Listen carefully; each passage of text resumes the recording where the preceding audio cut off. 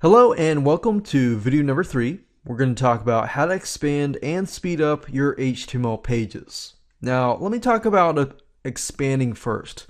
If you're aware of, if you have a single HTML page and somebody lands on your site after they've done a Google search, if they click on the backspace button and they land back on the Google search, that's considered a bounce.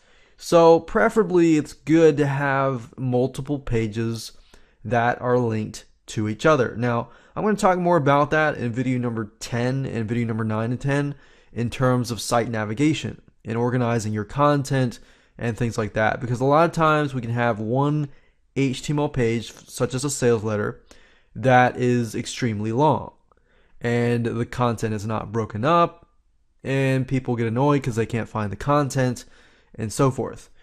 But I'll talk more about that later on. But for now, I want to focus mainly on speeding up HTML pages. Now, there is no one-size-fits-all solution, and I want you to keep that in mind. Now, while there is no one-size-fits solution, that's why using these tools like Pingdom, GTmetrix, and Google allow you to see exactly what is wrong or what can be improved on your specific site. Now, I'm going to cover some of the general items and the general things that you can combat. And those are, number 1, cascade styling sheets. Cascade styling sheets, if you're not aware what they are, basically CSS files. They control often the design, the layout, and not necessarily design, but sometimes, but the layouts of your website. So, for example, this site here could be using a cascade styling sheet to control the way that things are laid out, the way that this here looks, and so forth. So, CSS is a great way that a webmaster or web developer can program their website. Now, the only downside with CSS is that it can take up a lot of load time and things like that. So having external cascade styling sheets is definitely a plus. Now, if you're just getting started with websites and stuff like that, you're probably not going to want to learn how to program CSS because that's a programming language typically and does take time to learn. It's not something you can learn over the course of a couple days, unless, of course, you're a webmaster. So with that in mind, what I'd suggest you do is you find somebody who can basically optimize your cascade styling sheets or tweak them so that they load faster. You can go anywhere you want. I'd recommend this particular person if you go on Fiverr.com and you do a search for J. Hernandez C. And you'll find that he offers a gig, which is $5 only. A gig is basically a project or service that is offered on Fiverr.com.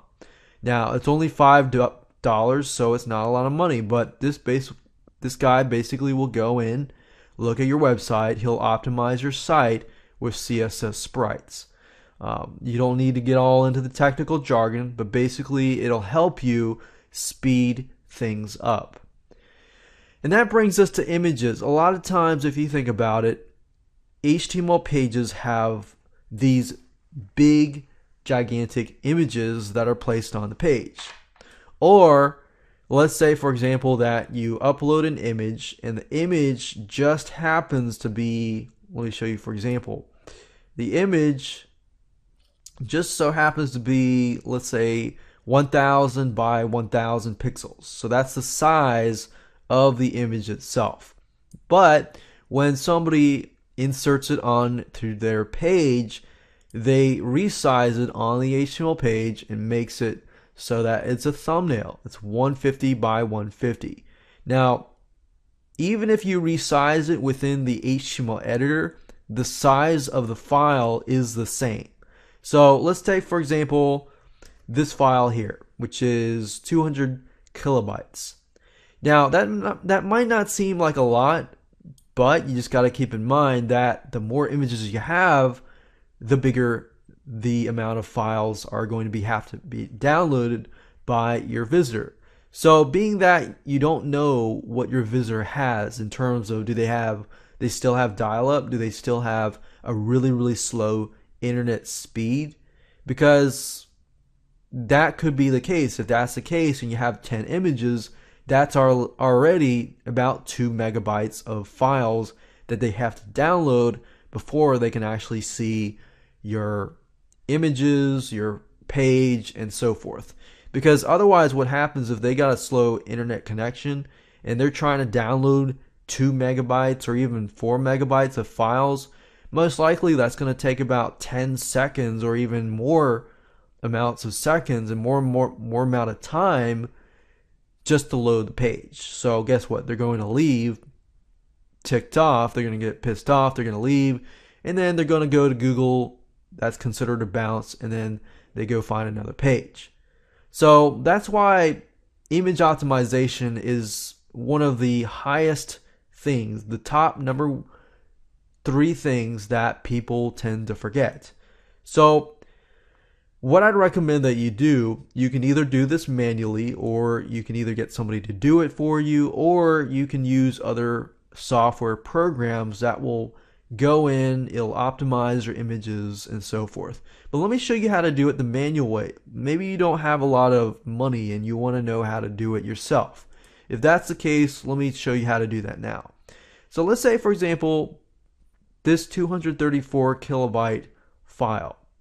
And we can see, if we right click and click on properties, we can see that it is 900 by 900. So let's say, for example, that I'm going to insert that into my HTML page and I want it to be about 150 by 150 size. So if that's the case, I might as well optimize it to that specific size. So if I right click, edit, and open with, let's say, Paint.net. Paint.net is basically a free image editing tool. Okay, so what I need to do is simply go to Image, Resize, and as you can see, it's 900 by 900.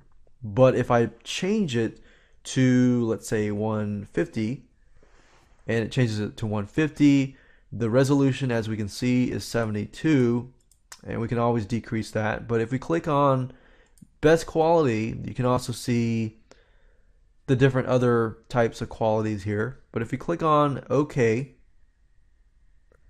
and then we click on save, you can actually change the qualities. Right now it's 95%, but if you decrease the quality, you can actually see how it kind of ruins the image. So you can play around with this until you get to a point where it looks clear, but it's not super duper clear. So that way we've narrowed the size down. And I click on save, go back over here, and you can see that I was able to decrease it from 234 kilobytes to about 4 kilobytes. That's a big difference just by doing this.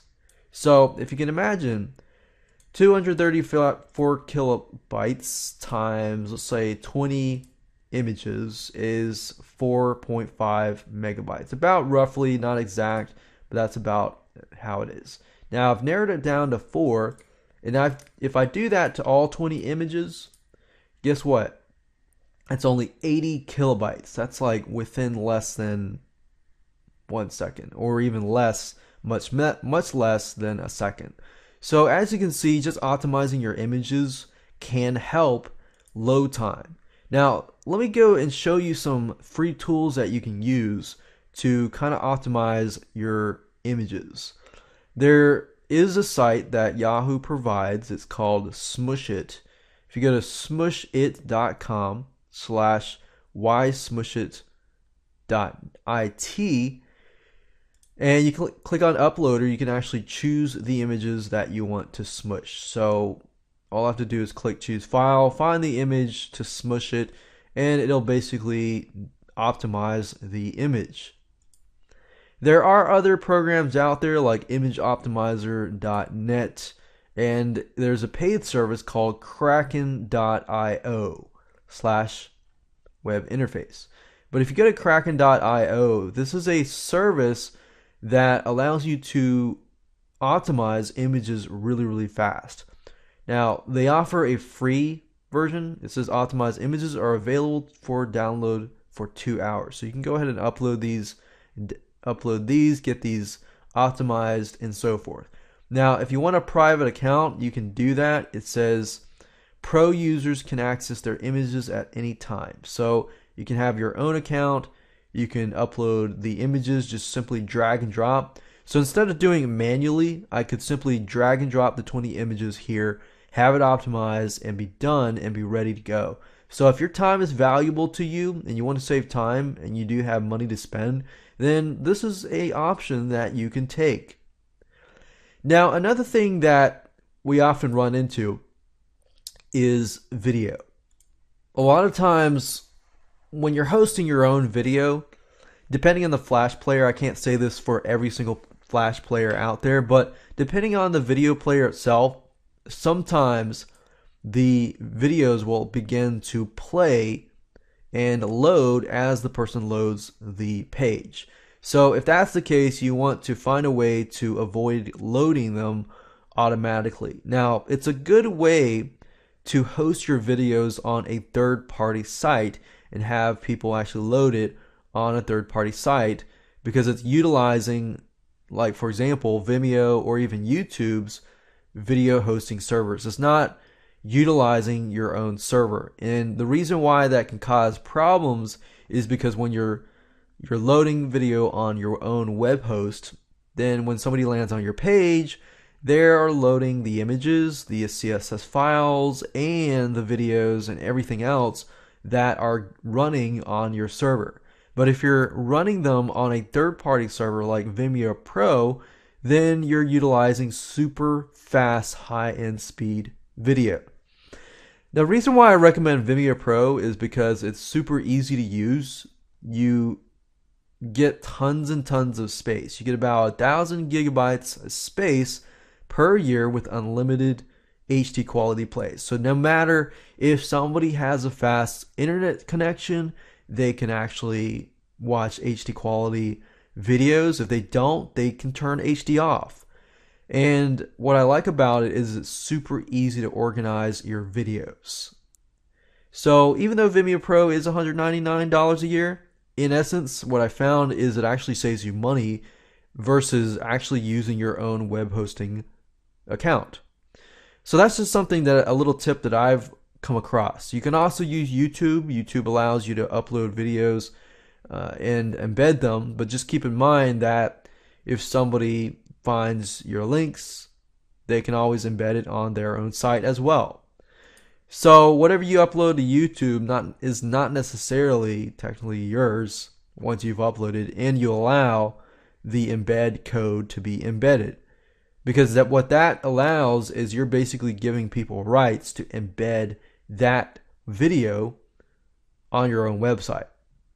So just keep that in mind. With Vimeo Pro, it's a lot more private. You can specify where you want things to be posted and viewed, in specifics in terms of the videos playing on certain websites. So security-wise, it's a lot better, and loading-wise, I'd say Vimeo Pro and YouTube are great as well. But Vimeo Pro allows you to run videos no matter how long they are. So if you go beyond the 15-minute limit on YouTube, that's fine. You can do that on Vimeo. So those are three major things. There are many, many other things that you can look at. You can look at GT metrics, the pingdom, suggestions, and go from that point. But what I would recommend focusing on in terms of the basics is CSS files, get those optimized, images, get those optimized, even videos, get those videos optimized. And you can always outsource this stuff by going to Fiverr, getting access to this particular person for CSS, or anyone else on Fiverr for that matter.